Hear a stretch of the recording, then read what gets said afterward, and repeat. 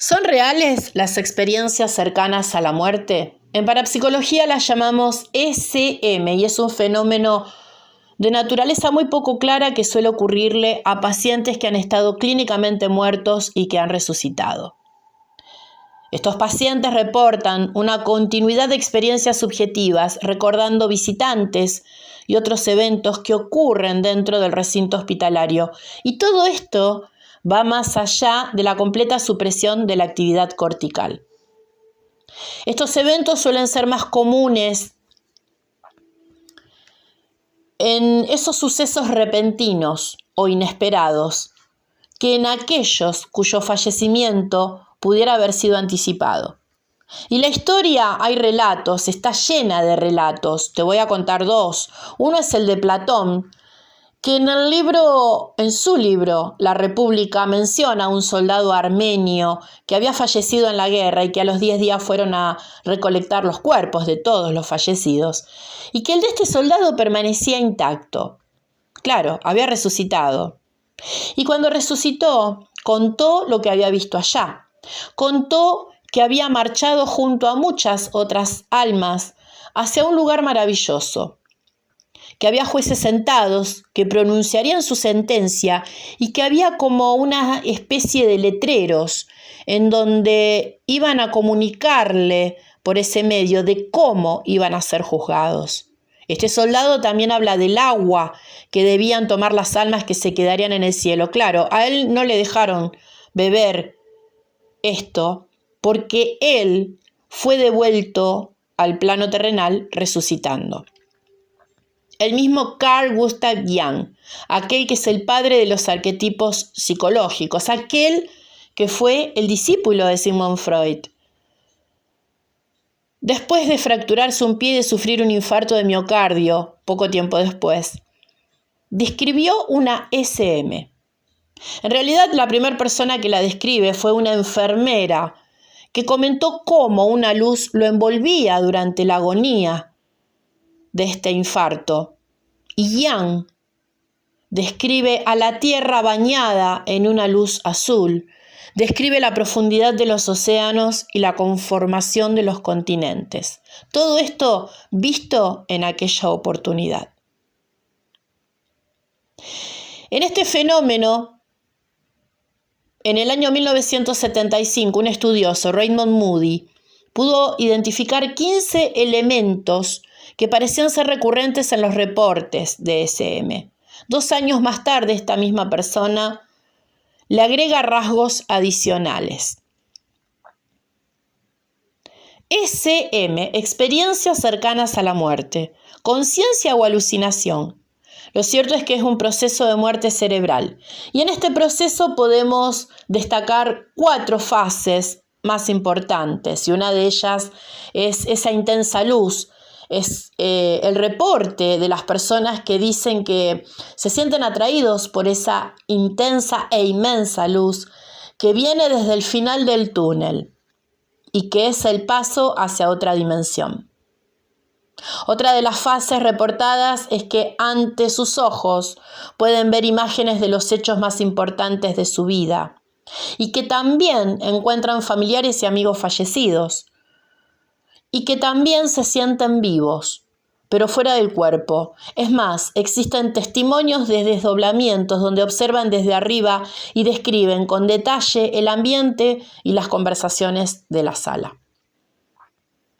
Estas ECM tienen 4 componentes. Uno de ellos es el cognitivo, porque hay cambios en el proceso del pensamiento. El pensamiento se vuelve más acelerado y hay una ausencia de la percepción del tiempo. También podemos hablar de la revisión del pasado y de un entender todo. Es un yo con el universo.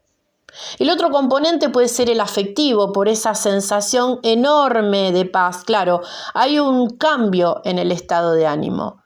Hay alegría, hay tranquilidad, hay armonía y todo esto lo trae o lo refleja la luz que está al final del túnel. Hay otro componente que es el paranormal, que es la separación del cuerpo, que hay una conciencia que está clara, separada de ese cuerpo, que puede oír y ver fuera del cuerpo. Y hay un componente trascendental, porque existen, según los reportes, ese encuentro místico con los familiares, con los conocidos fallecidos, y que cuando llegan a la frontera son devueltos al plano terrenal. Es una experiencia que es común a todas las edades, épocas, ideologías y creencias religiosas. Es una experiencia universal. Y es una experiencia que puede tener varias explicaciones. Por ejemplo, la explicación de la concepción dualista, que dice que el alma sobrevive al cuerpo. La explicación de la concepción materialista, que dice que la conciencia es un subproducto del cerebro y que tras la extinción del cuerpo no existe nada que pueda sentir, ver o recordar. Y también podemos encontrar una explicación que habla de la conciencia universal, que dice que esta conciencia permanece activa durante un tiempo fuera del cuerpo, que el cerebro no es creador, sino que es receptor de la conciencia, y que esta conciencia universal se concreta temporalmente en el cerebro de cada uno y de cada una. Lo cierto es que en la experiencia cercana a la muerte se capta una información de que esa conciencia, a través de los sentidos, a través de la vista, porque se ven los seres queridos, a través de los sonidos, a través de la percepción del tiempo y a través de esa percepción del espacio, porque también puede observarse que después de llegado a esa frontera son devueltos al plano terrenal. Y puede haber también explicaciones dentro de la ciencia. Pero hay que destacar que la ciencia se encarga de observar y de estudiar los componentes, no así de verificar su mensaje.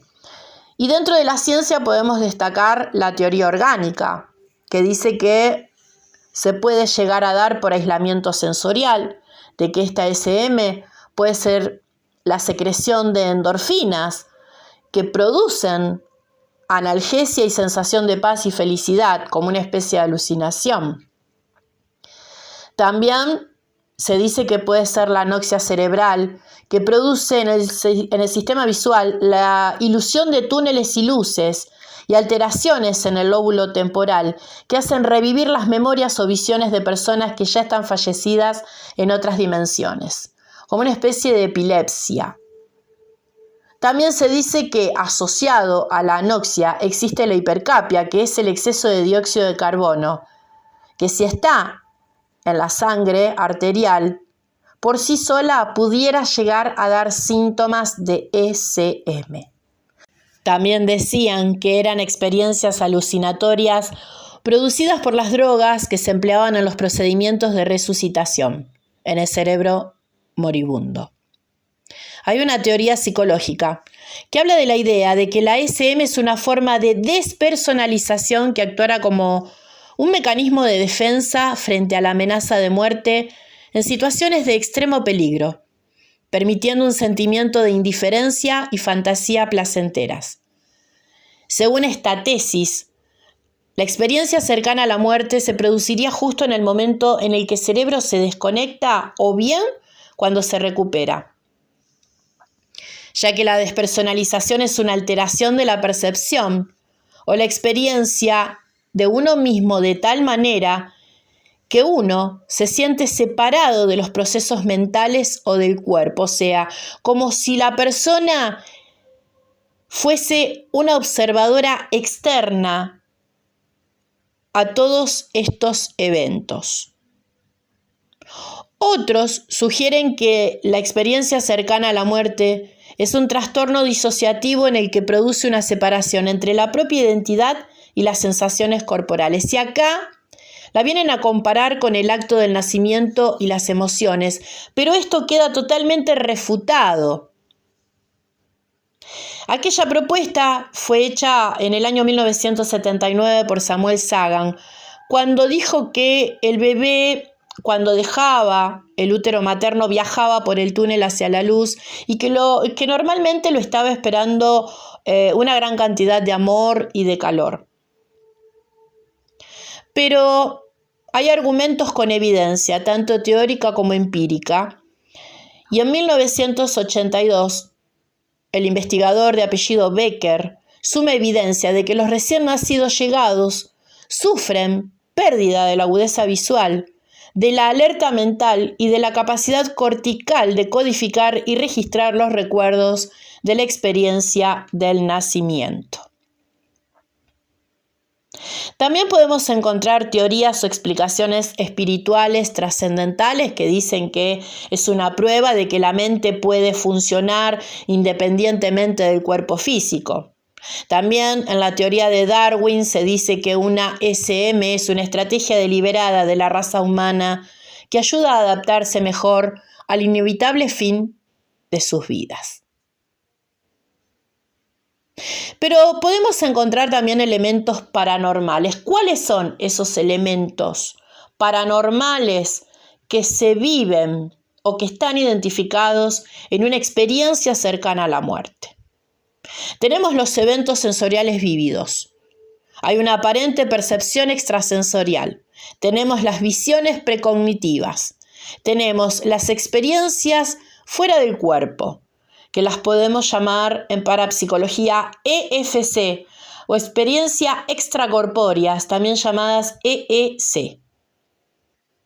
En el año 1982, un investigador de apellido Sabon resaltó la experiencia autoscópica, o sea, verse fuera del cuerpo desde arriba. 10 años más tarde, otro investigador de apellido Grayson agregó que en las SM también pueden ser vividas como una experiencia terrorífica. Y esto lo obtuvo de los siguientes reportes. Que es una experiencia fenomenológica del tipo de felicidad extrema, pero que pudiera ser interpretada de manera terrorífica. También obtuvo reportes de experiencias de inexistencia o de vacío eterno. Obtuvo otros reportes de experiencias con imaginería marcada infernal. Pero acá faltan datos clínicos. Acá no sabemos si este investigador realmente analizó la posibilidad de que estas personas hayan sido tratadas con estas analgesias que mencionamos anteriormente, donde se vieron alterados los neurotransmisores. ¿Qué consecuencias puede traer una SM para un paciente? En realidad, generalmente dejan de tener miedo a la muerte porque lo ven como algo agradable, incluso algo apetecible. Por supuesto que les va a cambiar la vida. Hay una transformación profunda de la vida porque la persona se vuelve mucho más reflexiva. Le da mayor importancia a los sentimientos entre las personas, generando esa tendencia de altruismo, de ayudar a los demás, relegando a un segundo plano todo lo que tenga que ver con lo material. En los cambios negativos, algunas personas tienen problemas de adaptación, porque dicen que el medio donde viven ya no los estimula. Y también pueden sentir que el entorno no los está comprendiendo. Si estás viviendo un evento paranormal, podés comunicarte conmigo de manera privada. Si vivís en la Argentina, podés estar enviándome un WhatsApp al 341-7454-787. Y si vivís en cualquier otra parte del mundo, también podés comunicarte por WhatsApp enviando un mensaje al +, 549 3417 454 787 o podés escribirme por correo al consultorio de parapsicología 39 @yahoo.com.ar.